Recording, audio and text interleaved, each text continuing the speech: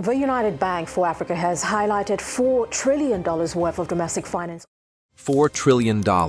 That's how much money passes through Africa every year, in savings, trade, and deposits. Enough to build cities, railways, and new dreams for every generation. Yet most of it vanishes from the work it was born to fund. What kind of money moves like blood, yet starves the body?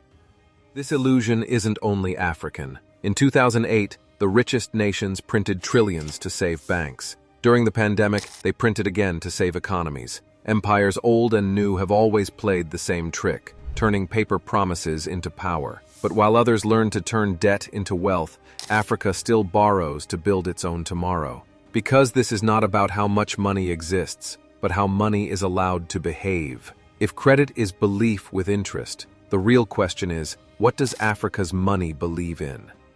Meet Kofi, a small factory owner on the edge of Accra. He makes metal door frames, solid, strong, useful. He has customers waiting. He just needs one new machine to double his orders. He walks into a bank. He waits an hour. The banker smiles, slides over a stack of forms, and 2 weeks later says, "No." Kofi looks out the window. Across the street, an import company gets a loan 10 times bigger than his. In Africa, money moves, but it rarely builds. His dream stalls again. But this story isn't about Kofi alone.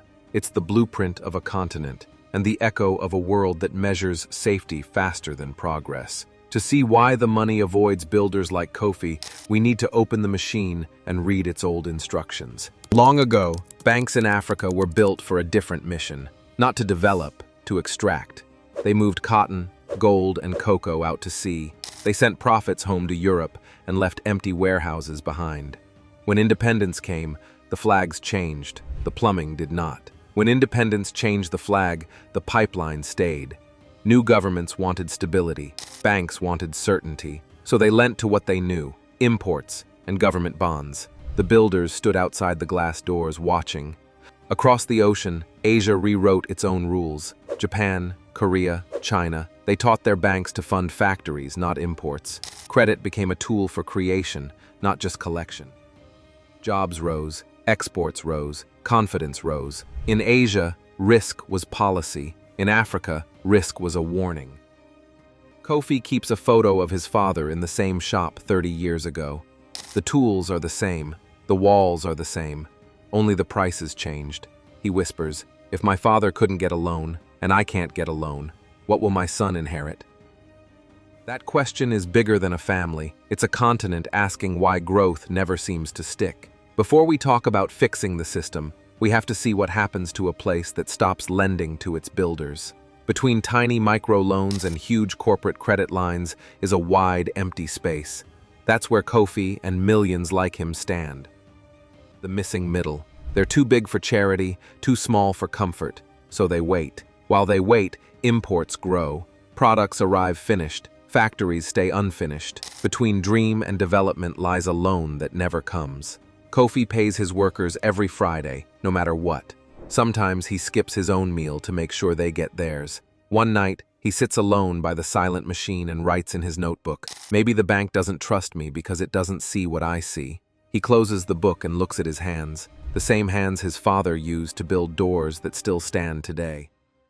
Risk is often just another word for "I don't know you." Every year, billions in loans go to importers bringing goods from abroad. Every year, builders like Kofi try to survive on cash flow and hope. It's like watering the branches and leaving the roots dry. Kofi keeps a jar labeled Belief Fund.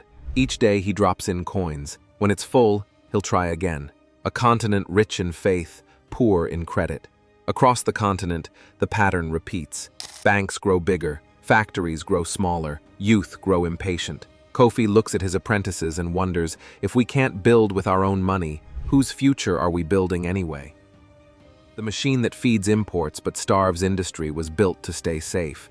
But safety without creation is just stillness. And stillness, for a young continent, is its own kind of collapse. Every nation shows what it believes in by what it funds. Some lend to makers, some lend to movers. Africa lends to the safe. Kofi's bank smiles in its annual report. No bad loans, no surprises, no new factories. Profit without progress looks good on paper, Cargo ships arrive heavy and leave light. The docks stay busy, but the workshops stay still. Every time interest rates rise in distant cities, coffee's prices change overnight. Steel costs more, credit tightens, dreams shrink. Because the money that builds Africa doesn't live here. It's borrowed belief, trust rented from abroad. When you rent belief, you rent your future. This isn't new. In ancient Rome, gold from conquered lands fueled empire until trust collapsed. In 1929, Wall Street's paper promises turned to dust. In 2008, the world learned again that confidence can vanish faster than cash. But when confidence is owned, not borrowed, collapse can't steal creation. Factories keep building. Families keep earning. Nations keep breathing. Kofi watches the evening news. Banks report record profits. He nods and whispers, but who's getting stronger, us or the spreadsheets? He looks at his sleeping workers on the benches. They trust him to keep the doors open. He wonders how long belief can live without fuel. Stillness can sound peaceful until you live inside it. Planes lift off in the distance. Each one carries another dream searching for credit somewhere else. Kofi stays. He locks up, stands in the dark doorway, and listens to the quiet hum of a city still awake but not moving. If borrowed confidence keeps the lights on, what could own confidence light up? Kofi's apprentices unlock the gate. A new sign glows.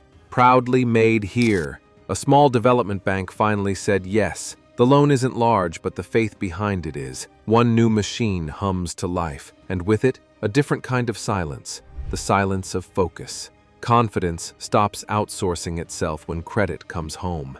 Across Africa, others are testing the same courage. A cocoa farmer builds his own drying shed. A tailor buys her first electric cutter. A women's group pools savings to open a food plant.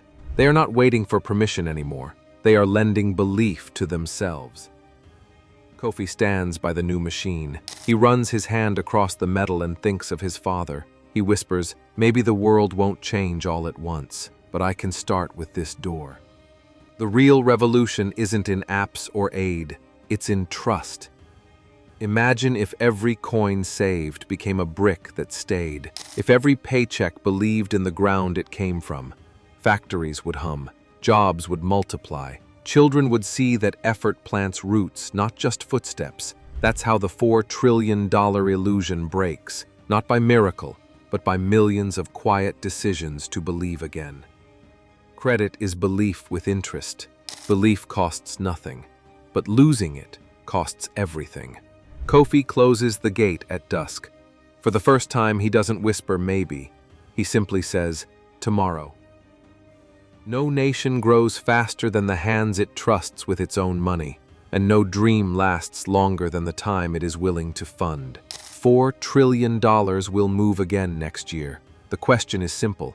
Will it keep circling the ports, or finally build the future waiting in our hands?